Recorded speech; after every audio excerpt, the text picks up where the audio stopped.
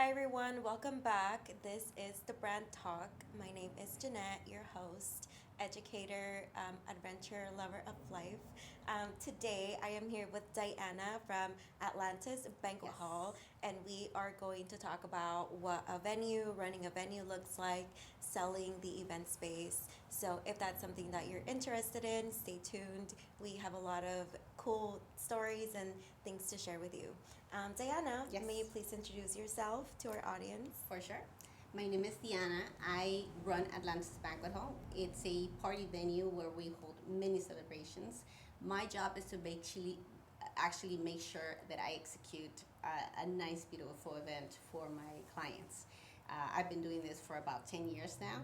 And like I'm telling you, we keep on learning every step of the way. We learn by mistakes, we learn by successes, we Yes. learn by just little hiccups here and there, and we keep on adding to our repertoire of experience. Yes. And that's what I do.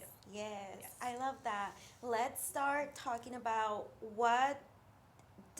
how did you get into the event space first and foremost? Was leading a banquet hall what you dreamed of when you were little, or is this something that you experienced things Okay. along the way and you eventually got there? How did you get into the space for someone who's watching and is looking to be you? How could they get there? I basically stumbled upon it. It was a variety of experiences that I gathered up that led me to believe that this is something that I might be good at. And I started off with my mom. If we want to talk about the industry, I started off with my mom. Okay. She used to have a shop, a party supply shop at the Alameda Swap Meet, right, over there by Vernon, and on a very small scale, where people are doing backyard parties and they're looking for something affordable. And so I started off picking up chairs, posting up the tables, putting up tents, Okay. doing the bows for the chairs. Then as I started getting a little bit more in communication with the client, we started doing the invitations. And the invitations business sounds like, oh, let's just do pretty invitations. No. When you have to do 100 of those puppies, or 150 or 200, it's, oh my gosh, it's like, okay, fold, fold, fold, bow, bow, bow. It's like stick here, stick there. It's like, and Yeah. everything has to be consistent. Because invitations are essentially the first thing people see, the Yes. first perception of the event. Yes. And it has to be perfect. The Yes. attention to detail, I think, is what's a given of what you can expect Yes. from the event. Yeah, and then the hiccup of that, where it taught me how to be a little bit more prepared in terms of educating the person that you're working with. Not just educating in what you do, how you can help them best. What tools do I need to give my clients so that they can work best with, so that I can work best for them, right? And you start preparing yourself and saying, for the invitation, for example, it was, okay, let's go ahead and type it on a Word document so that I make sure I have the spelling right. Because when you do 100 invitations and a name is not right, Oh no. it's a headache. And you don't want to find out who made the mistake. It doesn't really matter. You have to do it again. Yes.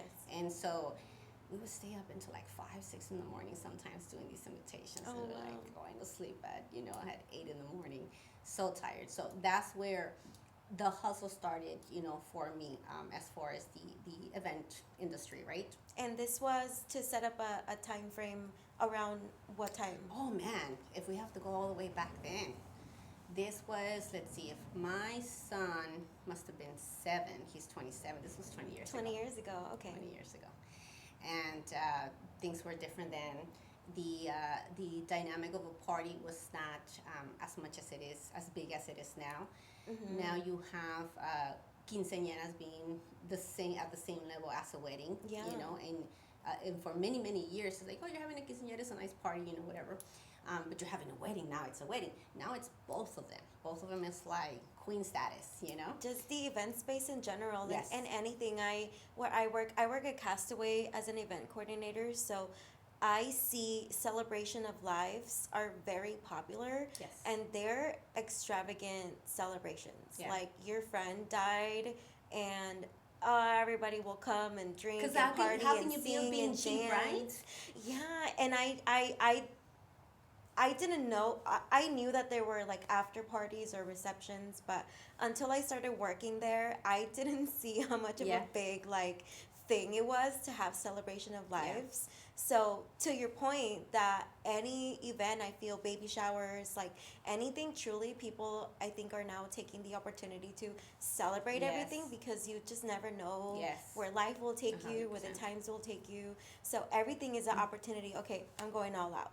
Yeah, and then you realize that you spend, if you add up what you spend money on little things here and there, and you add it to the month, and then I guess now with social media and being a video to basically do just about anything, now people kind of like get it, and they wanna learn more.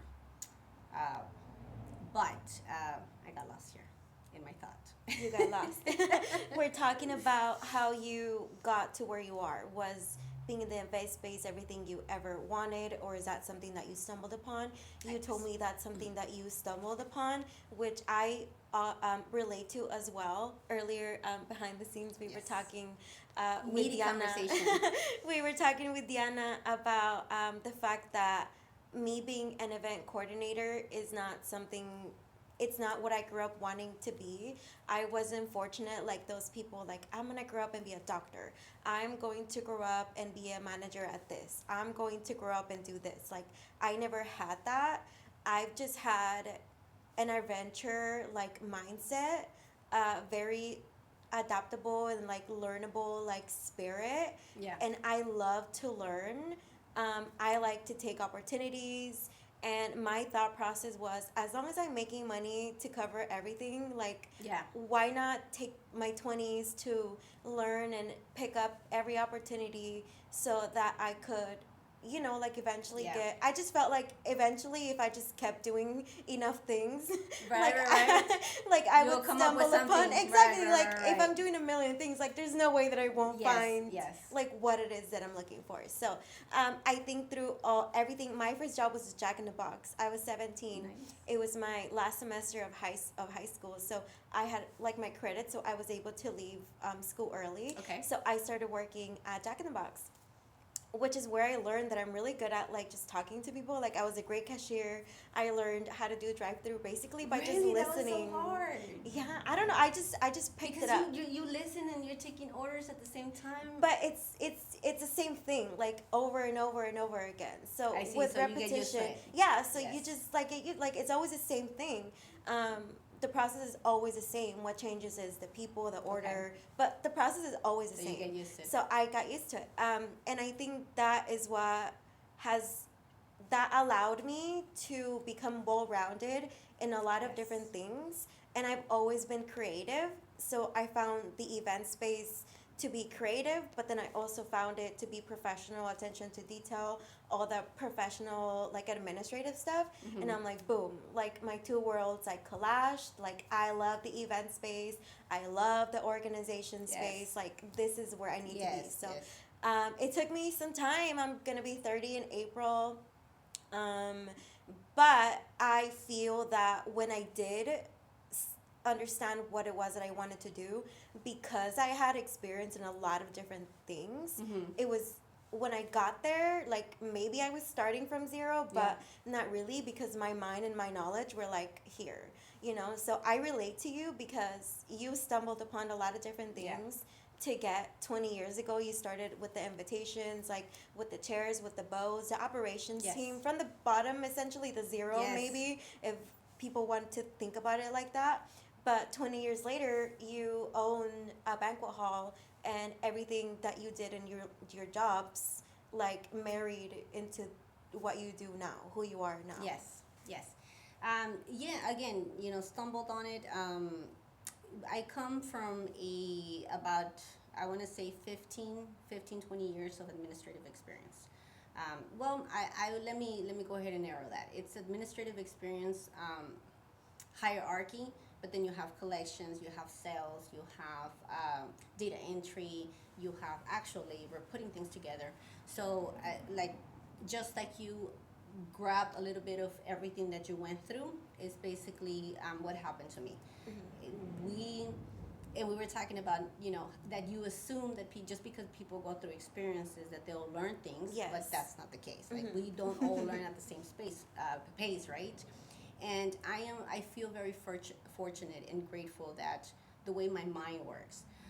And I think just in the past 5 years, I've been learning how to work with it, and where I can apply it to the business that I'm in now. And it's like, okay, I have basically anxiety attacks. I have, and for me to say an anxiety attack is a disability, it's not necessarily the case for me, because I have heard so many talks, psychological talks, and neurolinguistics, and you learn, and you to kind of like look at yourself and say, hey, what's going on with me? Yeah. Like, why am I feeling this way? And once I'm able to identify the problem, why my anxiety is happening, then it helps me execute whatever I need to do. Yeah. And so my mind is always, always, always working.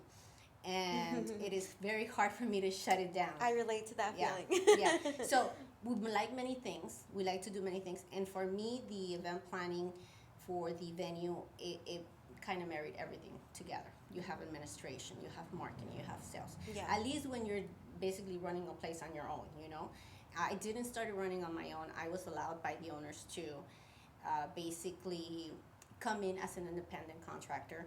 They saw that I had a little bit of experience with the event planning that I had with my mom, so they kind of like took a chance on me. And for me, like I mentioned, it was hitting a hard wall, because I saw the difference from, hey, these are our parties at the backyards, with people with a reduced budget, and these are weddings that people are paying 10, 15, 20, and higher ups. And you're like, okay, now the expectation is bigger. Now the people are expecting professionalism. They are expecting, hey, how many weddings have you done? How many quinceañeras have you done? What can you speak for? Can you show me, pictures? And I came in here like, oh, I planned events for, my mom. I was helping her already. I know what to do. And I didn't have connections. I didn't have the pictures to show. I was barely learning the whole, timelines of the quinceañeras and the weddings and all that. So people saw that I was full of BS, and I didn't know what I was doing. It was a challenge to kind of go over that curve. Made many mistakes. I feel like what helped me throughout everything was being consistent. Consistently bad at things, but exactly. Trying to do them anyway. Exactly. Not giving up. Yeah. And I kept on, it's a number of things. It's being consistent, but refining things, because you can keep on hitting, walking this way, and if the wall is not going to move, you need to step aside and find another way. So you guys are doing your podcast. You're adding new things that you want to do for next time. Yeah. And so for us, to this day, I will not say, oh, I'm good at what I do. I am the best. I'm not. I learn every day. People teach you all kinds of lessons, from vendors to my team to the clients to even people that just are in the background helping us fix the venue, with have nothing to do with the event planning. You deal with different things, and so you kind of like try to put all those skills into what I do. The boring stuff, like making sure that the plumbing and the maintenance and the AC and the HVAC and all the things that people maybe don't think about, but if the AC is not working, people will be definitely thinking about it when they're dancing, sweating, and it's hot. Yes. Which could put a damper on the whole event, basically. Well, the thing is that there's a whole confusion about the roles that we have in a party. For example, as a client, this is the first time you're throwing a quinceañera, or is obviously the first and last time you're doing a wedding, right? Hopefully. Right? That's what I'm saying. So you don't know, the what do you call that linen type. You don't know that this is a charger. You know it's a decorative plate. But you're not sure. Like, what's a charger? My phone? Can I plug my phone into it? Exactly. So I use everything that I've learned throughout the years to facilitate that for my customers. And it's like they don't have to think about anything because I have the experience now and I have the connections. And we keep on refining things. And every event that we finish, we're like, okay, this time we're gonna do this. This time we're gonna do that. Okay, this worked great. Let's keep on doing that because there still has to be confirmation of whatever. Especially with my team. You said you did teaching, and so we need that motivation. We need that validation to know that we're going on the right path. And for my team, I have 2 people. Those are the stars of my party. I grab onto them with teeth and claws and everything, and I don't want to let them go because they have been with me through thick and thin. That's Jose and Janet. Jose and Janet. Yes. So shout out to you guys. They are amazing. They, Janet, I don't know where that woman finds the energy to work. Sometimes she's helping me until like 5 o'clock in the morning, and then she's back at 8. She gets home, sleep for a couple of hours, take a shower, and come back. And I'm thinking, I'm like, pegaste el ojo un poquito. Sorry for my Spanglish. Did you get some sleep? And she'll be like, yeah, I got some sleep. I made food. I did this. I did that. I'm like, and these are women from back in the day. Like they have a certain kind of. I could never. Right? Like for example, and my mother, when I used to get up at 7:30 in the morning, she already had the house clean. She already had the food cooked. My dad's lunch, and me when I had my family, it's like a las 9 todavía estoy cocinando. It's like so. Anyway, so you learn from that. But Janet and Jose are my stars. And they work with me through thick and thin, and it's hard to find people to work with. Yes. Oh, that's a huge topic. Finding people that you can work with. Trust. As a professor, meeting all different types of kids, people. Like I taught from 17 to like maybe 24. Some like older folk, but usually that's like what I was within that earlier. age range. Like they were usually. University Cal State LA, like the demographic, unless you like transfer, the demographic is usually like high school kids entering college for the first time. And I was a public speaking professor, so I was oftentimes like the first professor that they ever saw. Oh, wow. And so like kids don't know how to behave in college. Like when you're in high school, your teacher tells you, do a good job, college will be way harder. And then you get to college and your professors are like funny and like they don't care a lot of times about certain things. Like it's not as rigid. Yes. So I took it very seriously, my role of not just being like another professor, but somebody who could help guide them if that's what they needed.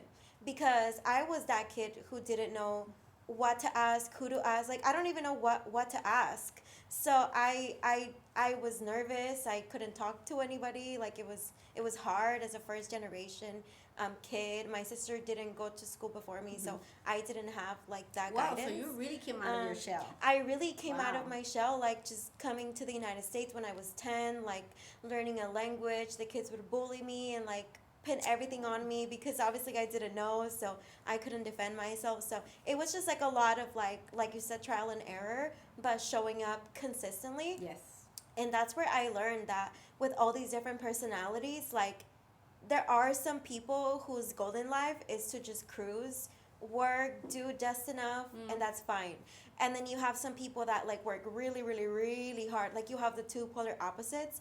And I'm a fan that we need everybody. Like we could not, we could not be a functioning society if everybody was like achieving. Like we need everybody. And I think as a smart like business owner or just like a smart like somebody who just wants to make something thrive, like it's important that we understand that and that we place people where they will thrive.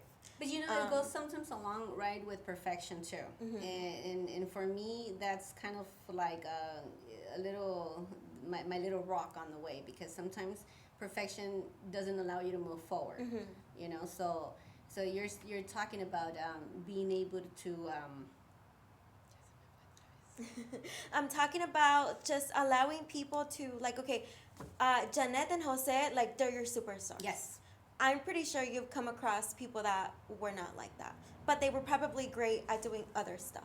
Yes. So we want to make sure that they're in a place where they will thrive, but they will also be useful to us. Yes, yes. So I think like just being around like all these party people, certain different families come to you for different things. Some families are humble, some families are not humble. So it's important for you to understand able to how work to with both. work with them so that their party like is successful.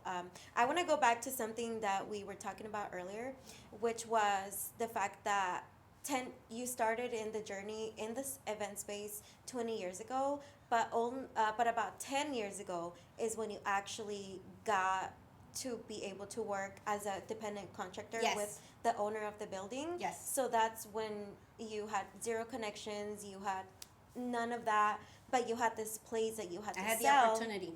But you had to sell this event space. How you're located in East LA? How did you, in marketing terms, like how did you put yourself on the map? Because nobody knew you were there. Basically correct? clowned around. And I mean that literally. It's and nobody could believe I did this. I didn't finish telling you. We opened one of the first times that I started marketing for the banquet hall. We opened our doors. No, we found out that a lot of people didn't know that we exist, and neighbors, because we are on the second floor. To set the stage, where are you located? We are located in East Los Angeles. We are like border to Monterey Park, Okay. 3802 E. Cesar E. Chavez, the famous Cesar E. Chavez, right? Okay. And that's where we're located, and we. Oh my gosh, I'm having such brain farts. Where are you located, and how did you start marketing 10 years ago to put yourself on the map? The very first time we started marketing there, we opened our doors and we called it an open house. Okay. It was my very first one. I hit a wall thinking that I was gonna do this and that. I literally got there with what is one of those mics, that kind of like Like the horn, the air horn or the something air like horn. that? Okay. I don't know if that's what it's called, but We open because our building is right in a corner, and we have different doors along our corner, right? Okay. So we open basically the door, the grand entrance door. We put balloons, we put a little table with a little linen, and our cards. And that was my way of marketing. It was like I was fresh off the back. I didn't know what I was doing. And so I got one of those speakers, and I got so desperate that people were not coming in to see our grand opening that, I started going around the corner and just telling everybody that was writing on the red light, hey, we have an open house, we have free gifts. If you go upstairs, oh, free gifts, where? Free gifts. You know what I'm saying? And so that was my very first time marketing there. Whereas to where I am now, it's completely different, and we'll get there. We'll get there then when you have that. Let's talk more like of when you started. If someone's watching and they're like, okay, I want to get started. I have some party planning, some invitation planning, some something planning, but my goal is to get deeper and be bigger in the space. Like, what are those beginning things that you have to do aside from the open house? You said you walked like a 2-mile radius, and you were like knocking on doors. Yes. What more of that did you do? I would say the main thing would be to learn from others. Learn from others. Learn what has worked for others, and pick up what's going to align with you, and shed what you're not. And just because you're listening to someone's talk or on a YouTube on a podcast, and you don't agree with some of their ideas, something's gonna click about something that they say, and it doesn't have to be related to whatever you're trying to learn. It could be in terms of something else. So you kind of like have to open your ears to listen to what everybody else is doing. Basically, write on their experience, And I feel like a lot of the times we don't want to do that because we get a little bit defensive. It's like, oh, I can do it better. It's like, no, you have to learn how to do it first. That's the ego talking, but we need to be humble. Exactly. And so that would be one of the first things to do. Any business that you want to do in life, you just have to find out about it. We are so lucky now that we have social media, that we have so many resources. Again, you can YouTube just about how to do anything. TikTok has it all. We want to be one of those. Yes. So you look up, how to, make a mug, how to do leather printing, everything comes out now. So what we didn't have 20 years ago, where you have to kind of like learn as you make mistakes, now you can learn from other people's mistakes. Yeah. And listen to all of this and kind of like grab it in and not only listen to it but apply it. Yeah, I really like that. I really like. It sounds like one of your objectives or one of your like core values Yes. as your brand for Atlantis Banquet Hall is to one, not just be humble, but just through trial and error. Yes. You don't show up perfect, but you Yes. show up every day. Some days will be 100, some days will be 20, but if that's all you had, then that was 100. And as long as that doesn't discourage you to not That's come right. back the next day, that's, I think, the definition of like resilience. Yes. And I think that's a really good core value to have in a company, because especially now we're living in a hard time. People don't have a lot of money for events. People struggle, but we want to celebrate still. Yeah. We still want to have those experiences. So I think it's important that we move with trial and error, but we're learning. We're Yes. not just error. It's refinement. It's refinement. Refinement. Yes. I like think that. that's my word for me for today. Refinement. Refinement. I love it. I love it. It's just coming over here. I mean, this is my very first podcast, so Oh, please excuse I'm my honored. my Thank my you. hiccups here. And so I drove over here, and I'm looking, your first podcast. Now what? And they are talking about I didn't find exactly one video that would target, okay, as a person that's going to be interviewed, this is the first time. It was more like your first time creating your podcast channel or whatever, And so it's kind of like a different, route or whatever. Or 5 questions to ask, someone you're interviewing. And I'm like, you know what? And that's when I'm talking about open your ears and Yeah. get what you want, what you can use, and shed the rest. I'm thinking, okay, these people are not talking about what I want to hear, but you know what? Let me listen to them, because they're going to talk to us they're going to explain to me what you're going to be doing. Yes. Well, the questions that you're probably going to ask me. So I'm going to pick up from there. Now I'm going to be a little bit more ready, So I started listening, and yeah, I'm like, oh, wow, I can think of that, Yeah. And so again, you go ahead and learn from everything that you go for. Yeah, I'm a huge podcaster. I've been watching podcasts. I don't know when. I just know that I watch them all the time. Some of my favorites, I'm well-rounded. So I have a scientific one that I like. His name's Andrew Huberman. He's Okay. a professor at Harvard. He's a researcher. I also have this lady, her name's Mel Robbins. I love the fact that, like, she'll cuss. She's, like, straight up. Like, she has this bluntness that I almost wish that I had, but I just appreciate so much that she has it. So I'm going to take that, but I'll refine it to better fit, like, what I'm comfortable with, right?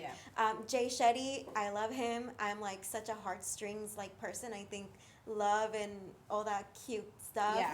Yeah. Like, I love that, so he feels like he checks that box for me.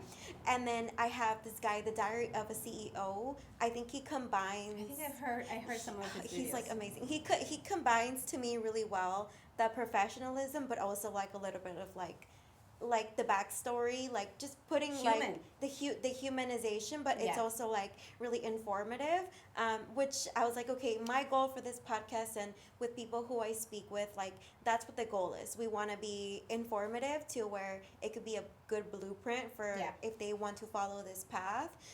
It can also highlight you as a business and how you run. So if clients are watching, they're going to say, I'm going to go work with Diana because I know that she crosses her T's and she dots her I's and Yes. she has attention to detail and she values every dollar that I'm going to put at Yes, my exactly party. right. So I'm going to go to Diana, Okay. right? So I'm like, okay, but I also want it to be like human because I don't want to be awkward and like, if I meet somebody on the street, like they'll think that I'm different.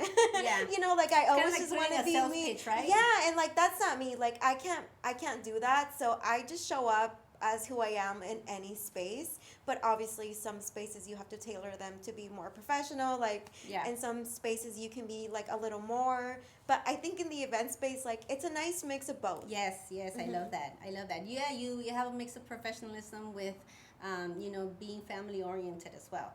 With Janet and Jose, there's no dull moment, and we're always talking about everything. I think we know a little too much about each other already.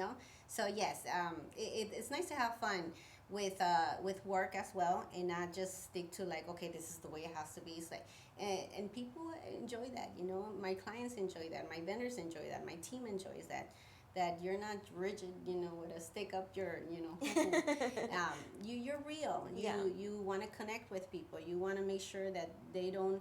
You were talking about like, sometimes people feel like people on YouTube or podcast is like this a whole division. Yeah. And no, it's Just social media in general. I think like sometimes even I catch myself. I'm scrolling on social media and I see somebody and I think that I know who they are by just looking at a video. But like that's not really the truth. Yes. So I think sometimes when we meet people in person, like there's just this weird Shock. like invisible like wall. Like who are you really? Exactly. Like who are you really? Like it's just that like um, I'm blanking out on the word. Like just that uncertainty. And then people want to portray something like who they're not. Like there's just a lot of, especially maybe in LA or just California, maybe I don't know, but I feel a lot of that as someone who spends a lot of time like face to face with people, and I'm friends or know people that like are a lot on social media. Like I can see the difference. Do you feel like you see that when you talk to clients? When I talk to clients, it's sort of like putting on a show, right? Okay. And I feel like sometimes we get tangled up, and it happens to everyone, I think. We confuse, we find ourselves confused between, hey, I'm going to connect with you so to see if I can fit your needs. And we confuse it with, let me put on a show so that I can tell you I'm the best. Mm-hmm. I don't need to tell you I'm the best. Yeah. I need to show you what I can do, and you're going to see it on your own. Yeah. Yes. I don't need to tell you I'm the best. Through the planning process, you'll see that I am. Oh, okay, that's great. Okay, I want to play a little. Let's pretend, okay, I'm planning my 30th birthday party. Okay. And I want to celebrate it at Atlantis Banquet Hall. Okay. I can contact Diana via email, Google, everything. Yelp, phone call. I connect with you and we set a meeting. Yes. I'm assuming. Yes. I probably give you a brief information on my guest count, the date, the time, kind of what I'm looking for. Based upon that, what's your process? Let me take it back a little bit. It starts from a phone call. It starts from a phone call always.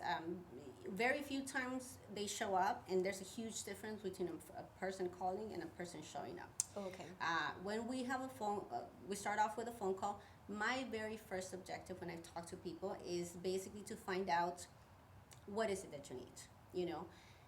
We were talking about building packages. I know that venues, love building packages. And yeah, we can build you a package if that's what you want. If you come and tell me I need everything, I don't have to worry about anything, no questions asked, okay, I got you. By package, what does that mean?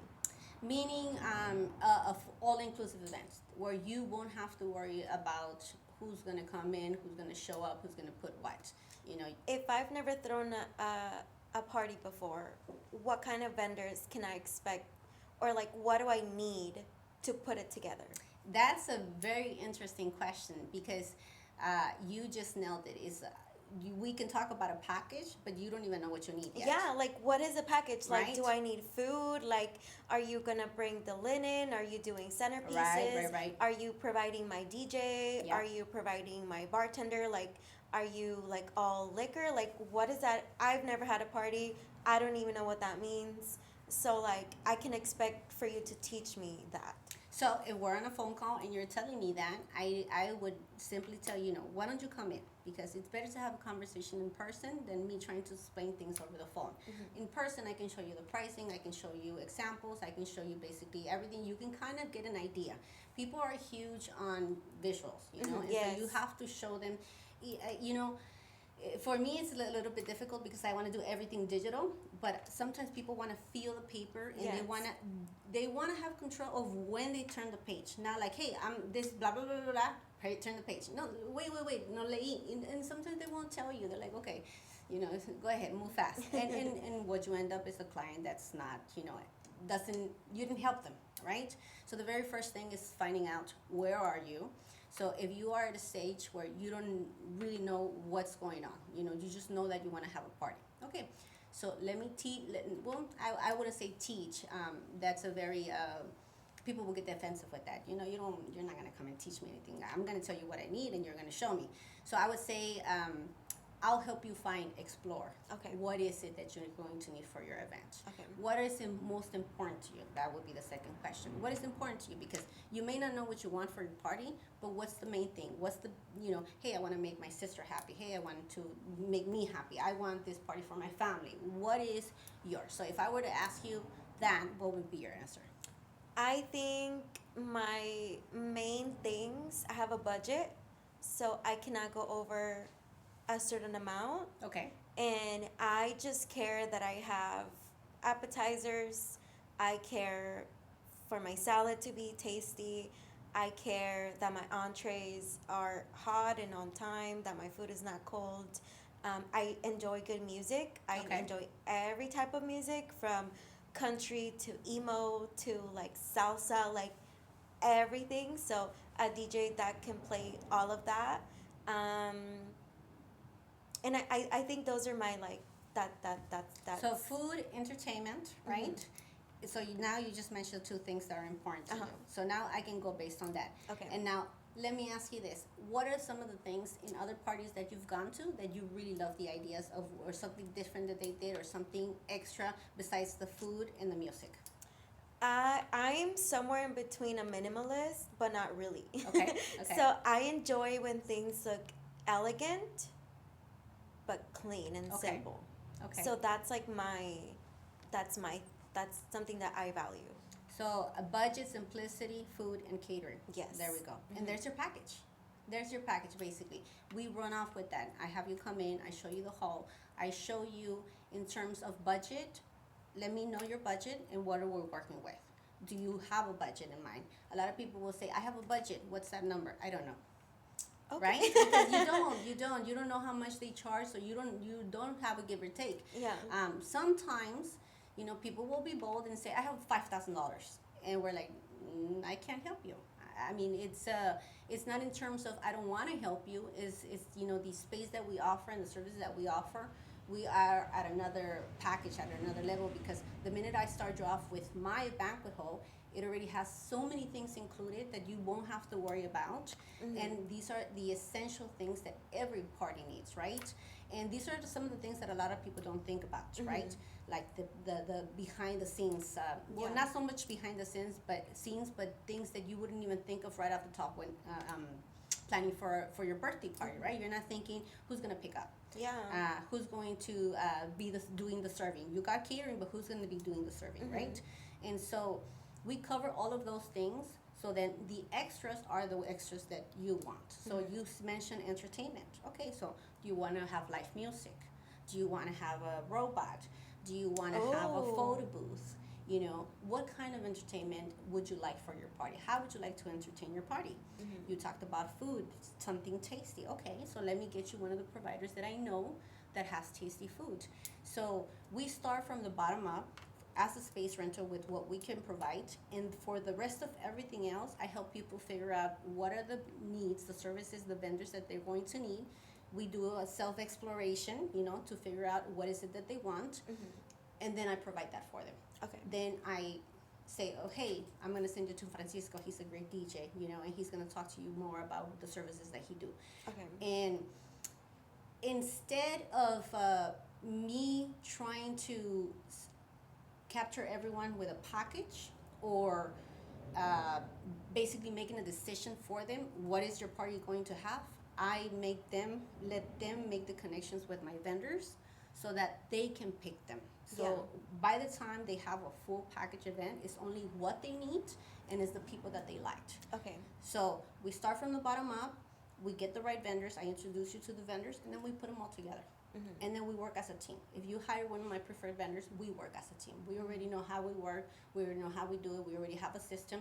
So it's better for you as a client that you don't have to go here for deposits and this and that. Yeah. And we basically nutshell it in one place. Yeah. I love that. Wow. It seems like through all the years, you've now culminated everything in a nice formula that works.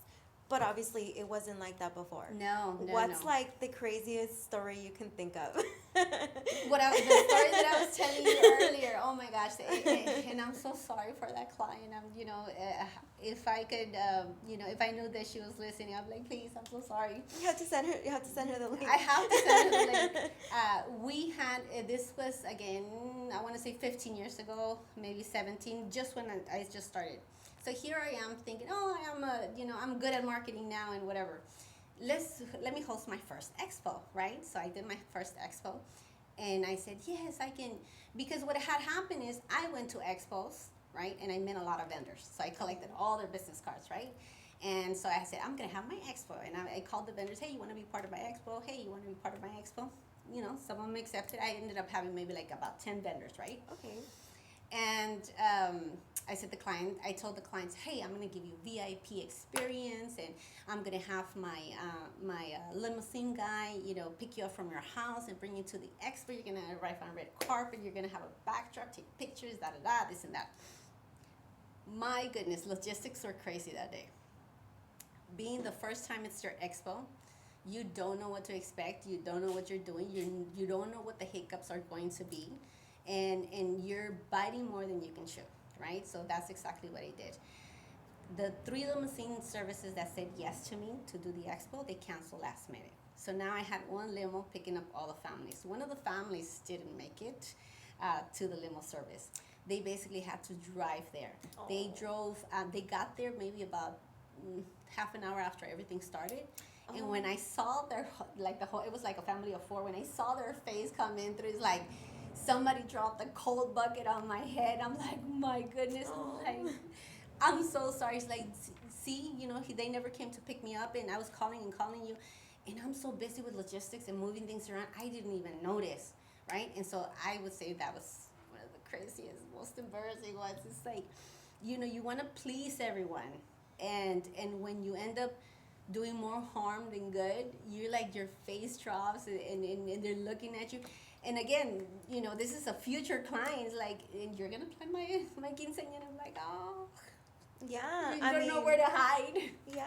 Oh, well, I mean, it sucks that happened, but it did. Yes.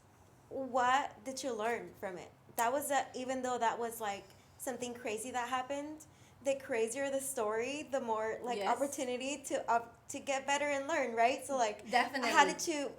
Do you feel like that story has followed you all these years to this day, and that helps you like just get better? It instilled the fear in me to make sure that I don't make false promises. That if I am going to tell you I'm going to do something for you, that I'm able to go, that I'm going to execute that. Okay. That I'm not just in the air, just throwing flowers in there and hopefully, it happens. And that would be one of the first things that I took from that. One of the many things, actually, that I took from that. The fear that not wanting to be in that place ever, ever, ever again. So what comes now? Now you start preparing yourself. It also taught me not to be so demanding on myself. Sometimes you want to please everyone, and you want to do this and that and this and that, because you think people want all of that. And people don't want many things. People want few things well done right. Yes. Oh my goodness. People want few things done well, yes, done right. Yes. Yes. Quality over quantity. Yes, 100%. And I can tell you're one of them, because when you're talking about how you want to, conduct your party, and you have to wear many hats in this business. I think it goes right along with sales and psychology. I have to be able to sit here and look at you, and it's not that you're profiling somebody, is that you're trying to figure them out. Yeah, you're sizing them up, so you can help them properly. Exactly. So I don't want to sit down with a client that is talking like this, and she is telling me that this is what I need. And then I run off like this, and I'm telling you, I can do this, and I can do that, and da da da da da da da. And she's like, actively listening to me. Yeah. Espérate, And so, reading the room more than anything, reading the person that you're working with, so that you're able to help them and connect. I think something that I've personally experienced when you go to a venue that has a lot of traffic, like it's really popular, it's really easy to just sell, and kind of forget that there's a family and like a story behind that. I think one of my favorite things of venues like yours, that it's like a single venue, it's not like a place that has a bunch of different venues, is that you get to personalize, which I think makes your money go a much longer way. Which is where I think like the benefit of like being really professional, but also the passion that you bring, culminates. Like I think sometimes when you have a lot of passion, but you can't channel it into what you're doing, like something in you dies a little. Yeah. But I can see through just talking to you that you really enjoy not just making the money for your venue, but you want to create experiences for Yes. people that will last a lifetime. Yes. And that's extremely hard to do, Yeah. but through your trials and errors of 10 years, like you've managed to figure out like your blueprint. What do you think has been something that you've done consistently throughout these things that has helped you? Like what's something that you still have from that day to now that you continue to use? Psychology is my best friend. Psychology is your best Psychology is my best friend. I watch so many videos. One of the first books that kind of like was like it opened up my mind to see that there was a whole world out there is how to make friends and influence people. Okay. And I forget the name of the writer. Oh my gosh. And that was kind of like my, because you learn that in life psychology is standing there right next to you all the time, from like the minute you grow up. When you're a baby, when you're a toddler. When you're a toddler and you want a candy, it's like, mommy, I want a candy, because you're trying to sell yourself. Yeah. And so you understand the psychology that you have to be on your best behavior, or use your soft voice, mommy, I want this. So you learn psychology from there, and how to sell yourself.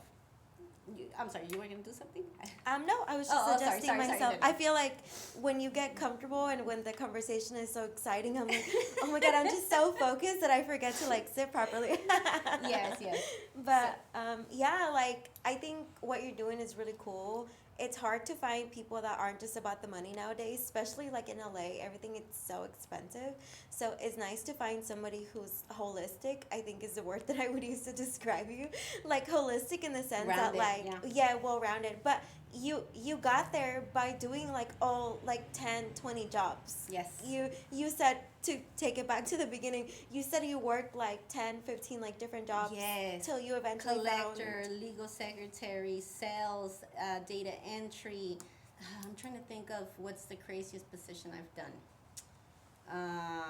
I want to say collections was one of the hardest ones, because when you're calling people to charge them for their bill, they're already defensive. They're already mad that So they you owe have you. to get over that hump and, I don't have money to and pay get you. paid, and you have to make them want for them to want to pay you. Yes. And you have to do that, and you're talking about these bills are like 2-3 years old, so like they could give a about it, and you're like, okay, now I'm calling you to tell you why you should pay this bill. Yeah. So that one there, I think it was a huge one for me without even knowing it at that age. I basically learned so much from it, because one of the biggest tasks in sales is rejection. Nobody likes to be rejected. And so I think I was over that hump a long time ago. I'm telling you that when I got to the banquet hall, I'm in the corner, with a speakerphone talking about, telling people in the red, like, hey, you want to go in? So. But that's cool, because not a lot of people would hit the street to make their dream like happen. I look like a crazy total lady. But that's what is required to get to a place where you're like that's what you I don't know. I tell my mom, if you just got rid of your shame and started making TikTok videos, like you would go viral because you're a mom. Oh wow, nice. You know. But she's entertaining, right? And I was like, Mom, like that's really like what it is. So by us doing like all these jobs, our shame is kind of already like out of the way, and we have this passion, and you're willing to do whatever it is that you need to do to like make your passion happen. And in your case, the important thing was, okay, well, I have a venue, but if I don't have clients, like step one, find my the clients. But not even that, step zero, like just show people that I'm here. Yes, yes, You know? yes. They want to connect with someone. They want to connect with. Sometimes you'd figure it out that the person, people buy not because they need a product, it's because they like the person that's selling it. Yes. You know, and it could be a product that they know that they're not going to find anywhere else. But if they don't like you, they'll take that bite. You know, they'll skip on it and they'll lose out on it. Mm-hmm. You're losing out on it. They're losing out on it. No, but it's not helping anybody. Yeah. If you could wrap into gift basket your knowledge and gave it to someone, and here, if you learn this and if you go through this, you could eventually through time get to where I am. Wow. What do you think, like, some of those lessons would be? I don't even think that it would be lessons. It would just be suggestions. It would be humble. I like that suggestion. Be alert. Be quiet, and don't be afraid. Be quiet. What do you mean by that? Be quiet. We run mental dialogues all the time. All the time. You're talking to someone and you're already thinking about what to answer back. Be quiet. Listen, you know, because when you listen, you learn things that you wouldn't listen otherwise. Be humble in terms of, you know, try to find, even if you think you are too good and you're good at whatever you do, be humble to understand that you have to keep on learning. That goes hand in hand, you know, humility goes hand in hand with connection. Yeah. You know, people want to feel that they're talking to someone that they can trust, someone that they know is not going to take them, you know, for their money or whatever. So if I were to put a basket, it would just be those suggestions. It wouldn't be so much less like, oh, do this, do that, do that. It was just like, you know, just learn and be humble and be quiet and be enthusiastic and look for the best part of everything that you do, because we already have too many people looking at the negative parts. Yes. And so we don't need more. So that would be my basket. Oh man, I'm gonna take. I've heard that before, but I think I haven't heard it in the way that you said it.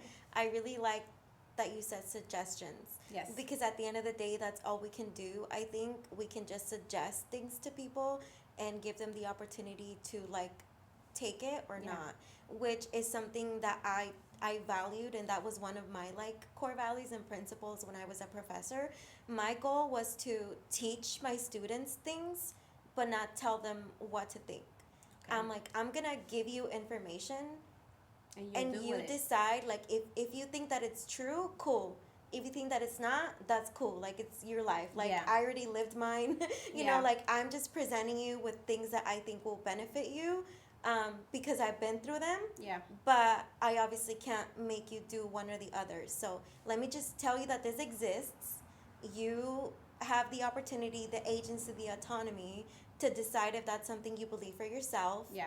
And if you want to apply it and then change it and make it better and adjust it to like you, which is exactly what you do as, I feel like, as a salesperson with a venue. Like, you have like these things that you need to meet, obviously, as a business, like money, minimums, food and beverage, whatever. But then on top of that, like, you get to like change those things. Yeah. And if I may suggest, especially people for this industry, forget about selling. For me, I feel that it has been going very much better in terms of the flow of, from me meeting a person to all the way finishing their event, is forget about sales. Don't sell yourself. Exactly, do what you could find out, connect with them, figure out what is it that they need, and then you go based on that. You know, right now I'm teaching Andrew. Andrew is the son of another person that works with me, Jasmine. Jasmine does accounting. And Andrew, he's young, he's 17. And so he's coming in and I'm teaching him, you know, how to talk to people. And he's shy, he doesn't want to get on the phone.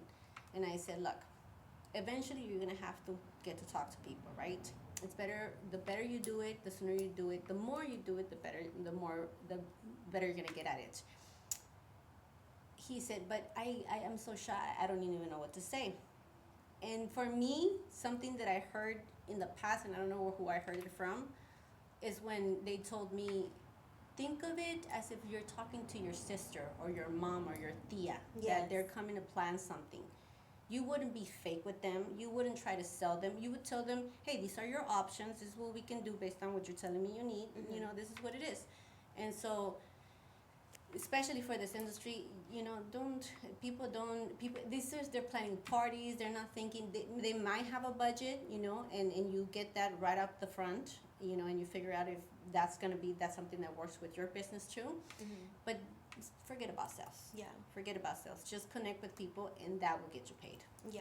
I really love that you said that, because I think it's exactly what I was saying as a professor. Like, your goal is to teach, and through the teaching, that's when you sell them. Yes, 100%. Yeah. It's like selling is not like you the pull main them thing. instead of pushing them. Yes, you yes, know? yes. And through your vibes, through your knowledge, through what you have to offer, like, if they can match that, then, you know, they'll be your clients. Yes. But if not, like, it's okay. It's okay. People And I walk can away. refer you to someone else who can work with you.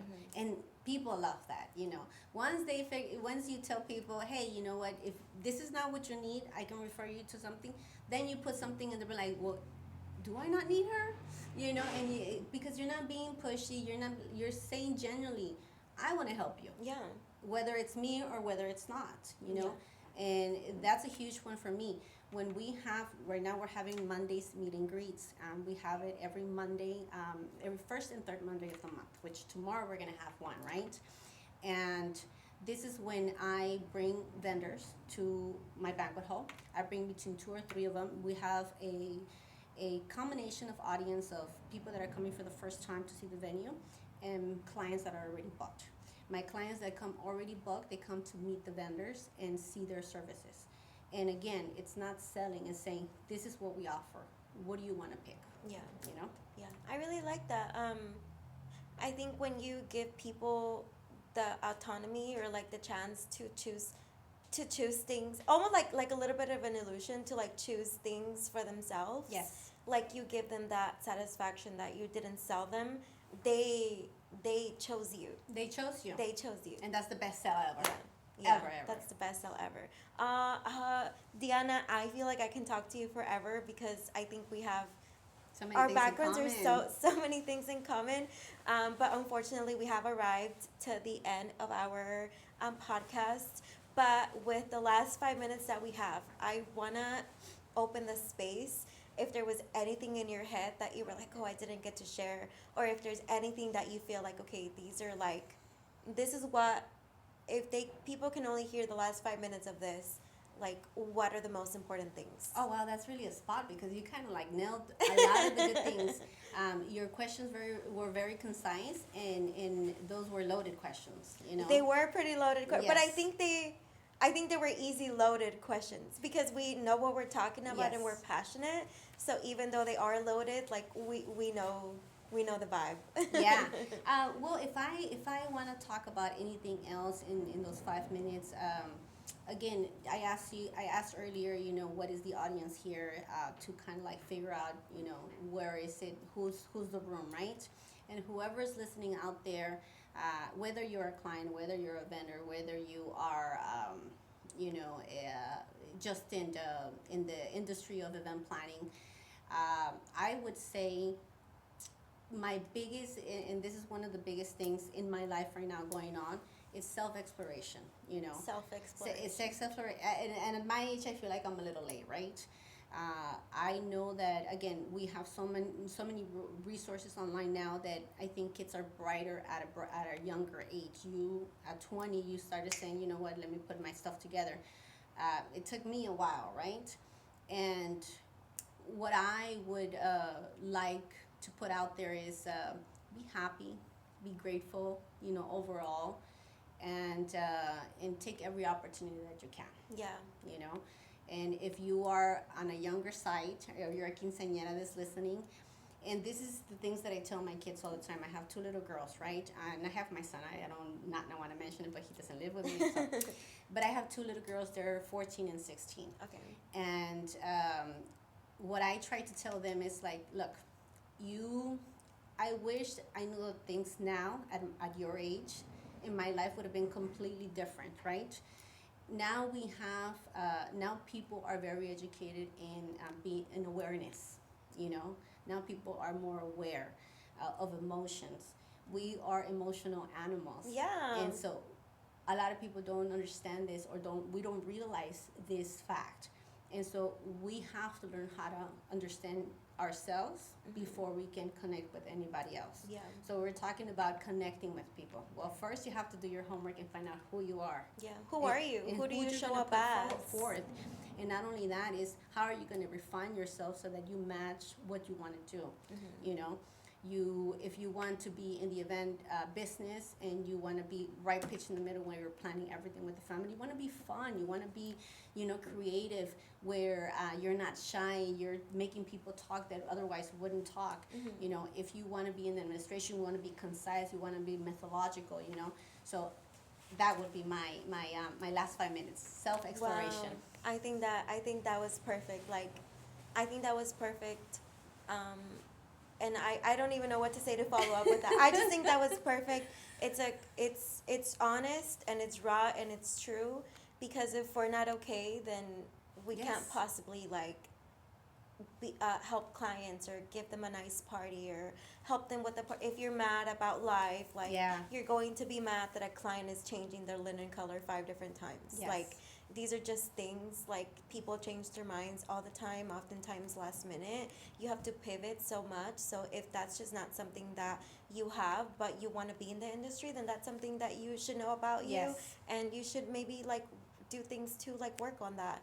And if you just feel like that's not something you want to do, then maybe that's just not the place for you. So I think just being in tune with that, and like knowing that, and being okay with that, like, you don't have to be perfect or like great at any of that. Like, just take life and what makes you happy. I don't know. That's my mindset. That's my mindset. I think it's gotten me far along, so I like to share it. But thank you so much, Diana, for your time. Everybody listening, watching, Diana from Atlantis Banquet Hall. Like, please go talk to her. She will definitely guide you if this is your first time doing an event, or if it's your 30th time. She has the time, the knowledge, and the space to accommodate everybody, and she clearly loves and is passionate about this space. So thank you so much, Diana. Thank you. Thank you. Thank you. I appreciate it.